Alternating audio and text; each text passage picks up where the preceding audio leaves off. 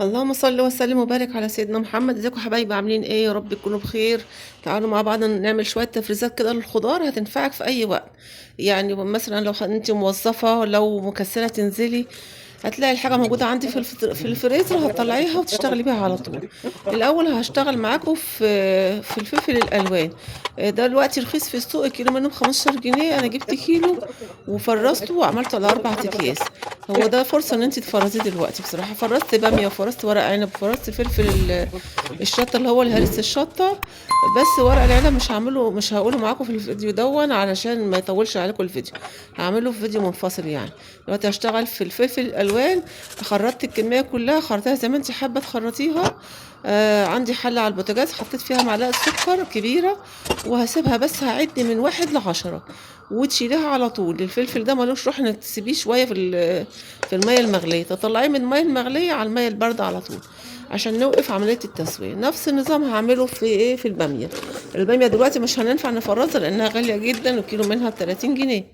فانا كنت جايبه كيلو مش هشتغل بيه دلوقتي، رحت فرزته. برضه هعوز اشتغل بيه في اي وقت، هطلع كيس واشتغل على طول. زي ما وريتكم كده، زي ما قلت لكم، الفلفل تنزليه على ميه بارده على طول، لو ما متلجه يبقى افضل عشان نوقف عمليه التسويه. احطه في مصفى كده لحد ما يصفى خالص وابتدي اكيسه. نفس النظام مع الباميه. هطلعها من الميه المغليه.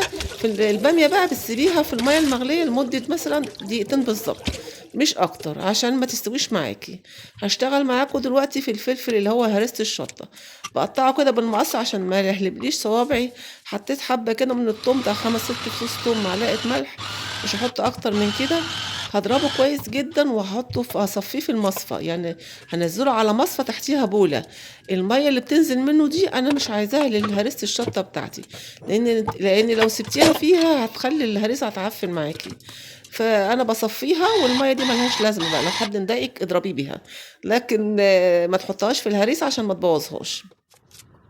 كنت جايبه خضره برضو، قلت ان ما كنتش ناويه اشتغل بيها، بدل ما تترمي حرام ولا تصفر.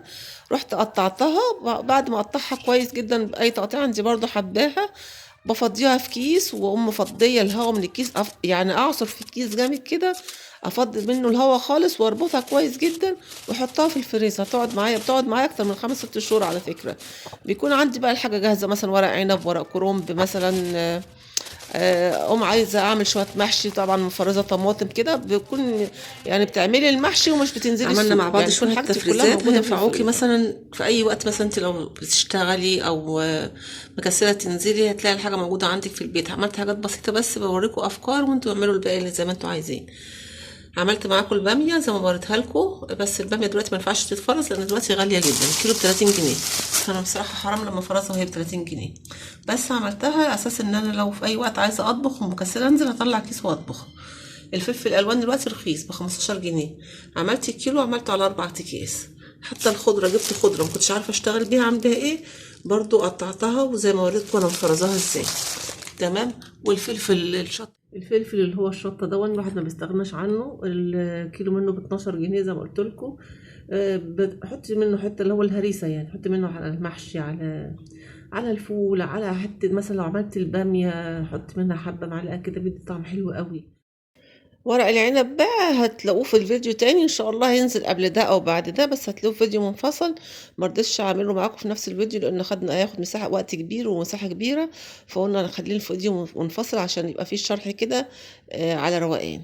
ان شاء الله الفيديو بتاعنا يكون عجبكم. لو عجبكم الفيديو تدعمونا بلايك، شير، سبسكرايب للقناه. اشوفكم في فيديو جديد ان شاء الله. السلام عليكم ورحمه الله وبركاته. نورتوني.